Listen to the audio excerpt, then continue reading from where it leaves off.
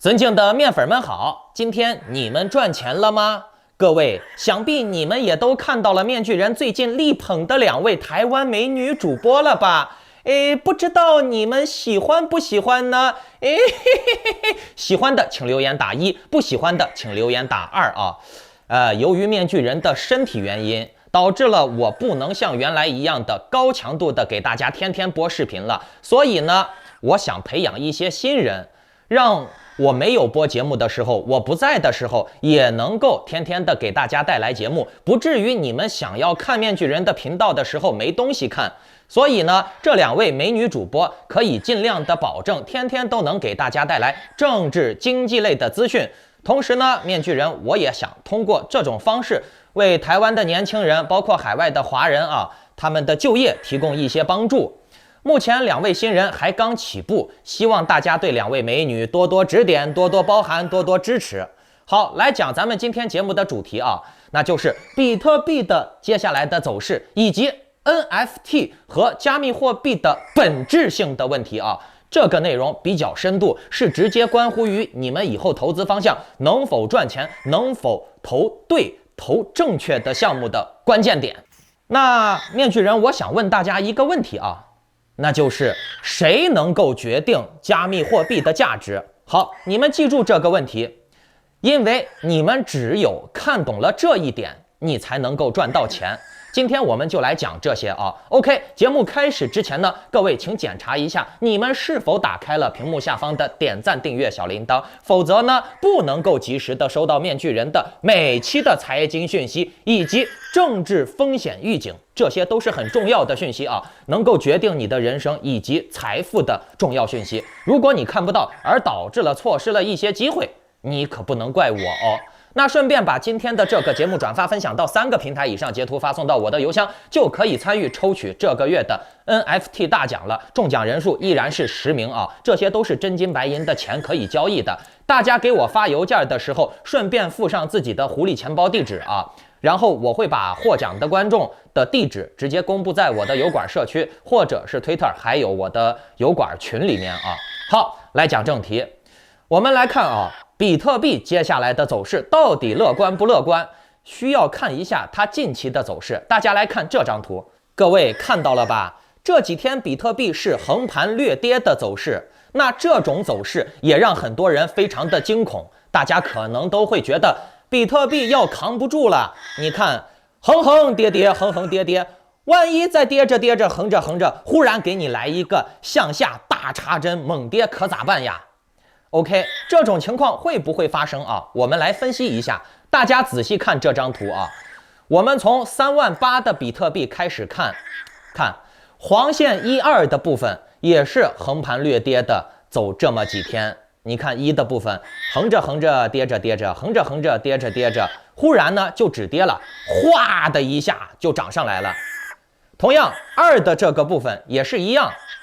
横盘跌横盘跌，然后忽然就突破了，2个位置都是这种走势。目前呢，我们看3这个地方也是在进行着这样的走势这个3的部分很有可能会复制1、2的走势。所以呢，根据我们画画班的经验总结来看，按照提神的话来说，不是涨就是跌嘛当然了，这是画画班所给出来的判断。其实所谓的 K 线技术分析仅只能用于决策我们当下的判断，并不能用来预知未来。那如果说你想判断接下来或者未来的走势，那你是需要宏观的经济观念，以及对社会、政治、经济，包括市场的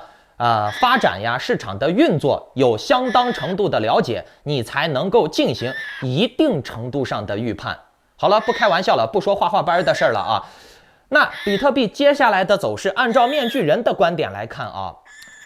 我们要思考一下比特币、加密货币目前的采用率，这个问题很重要，因为它的采用率、应用面越来越高的话，那么它的价值绝对会水涨船高，对不对？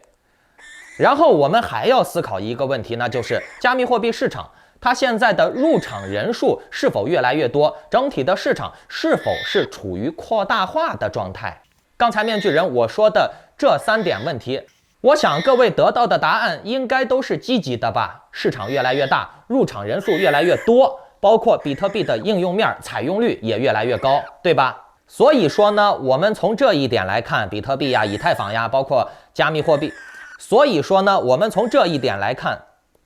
我不是给你吃的了吗？你还叫，伸脖子，来再吃一个。这个家伙年龄有点小，再加上灰鹦鹉本身就话多，喜欢叫啊，它就滋儿的。它这个叫是因为吃东西吃着爽，尤其是这个小鸟啊，它一吃东西要是这样伸脖子的话，就代表它吃着很开心，吃着很爽。好了，来讲正题啊。我刚说哪儿了？哦，对，采用率、市场情况嘛。那么根据这几点来看，整体加密货币的前景还是比较乐观的，对不对？除此之外呢，我们还要观察一个非常重要的点，那就是加息嘛。这一次加息确定了以后，大家记住啊，后面据说会连续加息，但是距离下一次的议息会议至少都是2个月以后的事儿了，还有2个月的时间呢。那面具人，我如果是庄家机构的话，我就会在这个时间段去操作一波走势。比如说营造一波涨势，带一波节奏，割一波韭菜，对不对？反正时间还很充裕，环境允许，时间充裕，那我为啥不这么做呢？有钱不赚，我是傻子，对不对？所以面具人，我对接下来的加密货币市场依然是乐观判断啊。那至于乐观判断的话，我们应该乐观的去买什么乐观的币呢？节目最后告诉你。我在节目最后还会给大家揭晓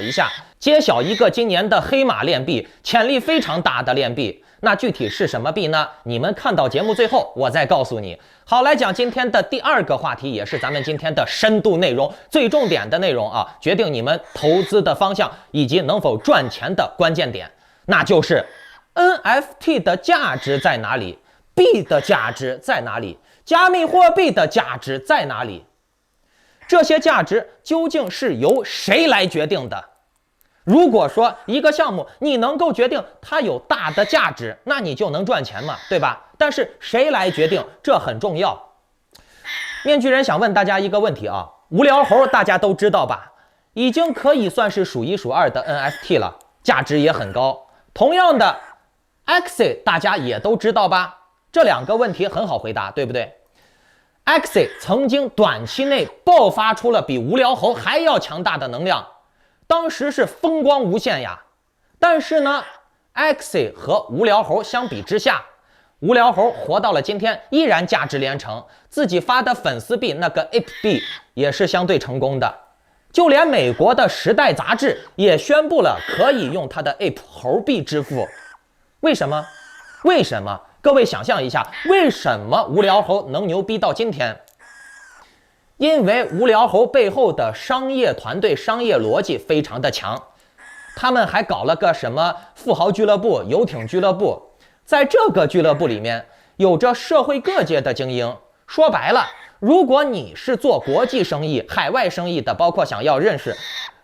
各国的商业人士、商业名人的话、牛逼人的话，想要认识这些人脉，那无聊猴就是你的门票。很多人买无聊猴并不是说因为这个图片好看怎么样的了，他就是为了拿到这个门票去参加他的那些活动，进他的那个名人圈子认识一些有价值的人脉。背后的全程的社群运营都非常成功，整个无聊猴的社群运营是非常成功的，而且这其中有非常科学的逻辑，这其中就有人脉裂变的科学道理。简单的来说，那就是随着你的圈子的扩大，你的人脉的扩大，那就会形成一个负极的蝴蝶效应，往上攀升。比如说你上了时代杂志了以后，那你就能吸引一波其他的粉丝，包括社会精英，对不对？而在你吸收的这些粉丝和社会精英当中，其中又有人能够让你上纽约时报，然后呢你又上了纽约时报，然后呢你又能扩大你的圈层和影响力了，如此良性循环，明白了吧？那包括你的这个无聊猴，包括门票呀 NFT 之类的东西也会水涨船高。可是我们反观 Axie 之前的风光是比无聊猴还要强得多的，但是呢，这个项目方赚到钱了以后啊，就不思进取了，就开始混日子了。那也导致了 Axie 一直混到现在，还是吃老本，没有任何的进展。这就是不同的项目方的不同的格局，而决定了项目方的发展以及价值，决定了项目方的不同命运的下场。你们明白这种现象反映出了什么问题了不？各位明白不？不明白的话 ，OK， 我再问你们一个问题啊，那就是 Axie 团队以后再推出 NFT， 你会不会买？还是说马斯克推出一个 NFT 你会买？还是说 Steam 推出一个 NFT 你会买？NFT 说白了就是非同质化代币，它也是币的一种。其实在这里我们可以把这个 NFT 换成币来理解。你们现在能想明白了吧？简单的来说呢，那就是加密货币 NFT 之类的各种项目，它是离不开中心化的，它是离不开项目方的运营的，项目方的实力、项目方的创意、项目方的商业策略、商业经验，都是决定这个项目是否值钱的最关键的因素。一旦项目方不好好干了，那么作为消费者、投资者，你将会面临的下场只有被割韭菜，或者是缓慢死亡。你别去相信什么道呀之类的这些杂鱼散户，他们不是专业的商业人士，那包括现在很多的这些所谓的项目方，他们也不是专业的商业人士，很多都是那些懂点电脑的，或者是根本连电脑都不懂的，找几个程序员随便用这什么摆地摊的商业思维，在网上割韭菜，圈点钱就跑了的。像 Axie 能做到这种程度已经是奇迹了，但是呢，是金子是银我们真金要拿火炼，对不对好马也要溜出来跑2圈，路遥知马力。随着时间的发展随着这个商业市场的发展，很显然 Axie 团队包括其他很多的这种 NFT 项目的团队的摆地摊的商业能力就显然是跟不上的了，那他们也就会直接被市场淘汰的市场是残酷的绞肉机，能活下来的必定是在商业上面非常强的强人。所以说呢，一个项目的死活完全取决于项目方的格局项目方没跑路，直接割你韭菜就不错了至于什么运营的不好呀，运营能力不行呀，或者是格局不行，那真的就是能力不行但是你们退一步来想很多加密货币的项目方都是这种草根翻身，本身就没多少钱，一天吃个8块钱的方便面都心疼的人，然后呢，忽然一下赚了几百万、几千万、几个亿那要是赚这么多钱，别说是换成那些项目方了，面具人我就问你，你忽然赚上几个亿、几百万、几千万，你是不是也知足了？你是不是也会变懒？你是不是也就躺平了？毕竟每个人都不是说有着那种想要挑战世界首富的那种强烈目标、伟大目标的人，大部分人就是想吃好点、喝好点、玩好点，对吧？那几千万、几个亿完全可以满足我现在的生活需求了，我何必每天费时费力的去设计游戏、搞策划、搞推销搞程序呢？累不累？没必要呀，我这些钱足够了。所以说，各位，投资项目一定要看项目方的格局，以及项目方他的商业能力、他的远景规划。如果说尤其是像咱们这些穷国家的像什么中国呀、越南呀、土耳其呀这些穷地方的人本身就没钱，忽然一下赚了很多钱，那当然就知足了，就躺平了嘛，没有更高的追求。所以我建议以后投资项目还是以这些西方的，比如说华尔街背景的呀、澳大利亚的投融机构呀、专业的西方的软件公司呀、游戏公司。尤其是最好是白人团队当然了，我这也不是说种族歧视真的就是文化差异、社会环境差异而导致了你像中国人，包括很多穷地方的人，你给他个别说几千万、几个亿了，就那种城中村的拆迁户，拆个迁赔个200万、100万，那些人就知足了，这一辈子就够了。每天收点利息收个房租，然后遛个狗、打个麻将，这辈子就过去了。你让他去干啥，他也不会去干啥的。格局就是这样。所以各位要投资要选对路子的话，还是要看对人尽量不要选穷国家的项目。你甚至可以选日本呀、美国呀、澳洲呀、英国呀、法国呀、德国呀，甚至是俄罗斯这些传统的英美系啊、俄系国家，都是比咱这穷的一天到晚脱裤子的国家的人要格局强一些啊。那我说了这么多，说白了，总结一句话，那就是选对项目方很重要。你甭管它这个币那个币好看不好看啊，它牛逼吹的有多大，主要是看项目方的原生背景，哪里人啊，他们的商业格局有多大。如果说是穷地方的人，那首先第一印象我就会打分儿。所以呢，各位，你们以后要投资任何项目的时候，一定要选对项目方。任何项目它都是以中心化来决定它的死活的。如果说你听到了什么去中心化项目的这几个字儿，你就一定要小心了，明白了不？好，再来给大家总结一下，接下来该买什么币啊？包括我开头说的那个黑马。随着比特币、以太坊接下来的走强啊，包括其他的热门链币 Luna 呀、ATOM 呀、AVAX、WAVES、CRO 都会有着不俗的表现。我刚才已经告诉你们谜底了 ，CRO， 各位重点观察啊。那这个币我也已经让我的会员观察了很久了。我告诉你们 ，CRO 已经成为了今年世界杯的官方赞助商了。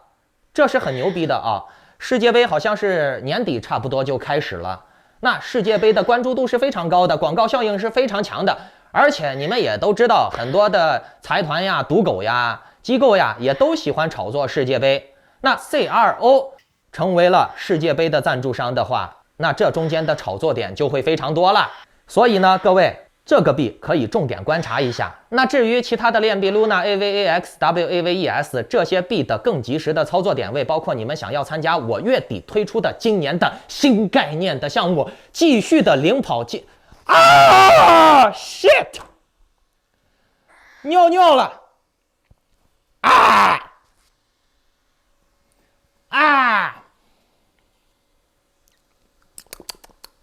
咸的，看到没？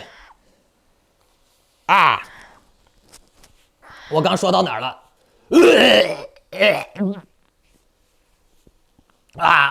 苦的，臭的，我刚说哪儿了？哦，对，牛逼项目，如果你们想要参加我今年的早期的牛逼项目啊，过几天就可能会跟大家见面了，欢迎大家下载 Telegram 或者是 Line 搜索添加 ID Maskman118办理会员入群手续，我们下期再见，拜拜。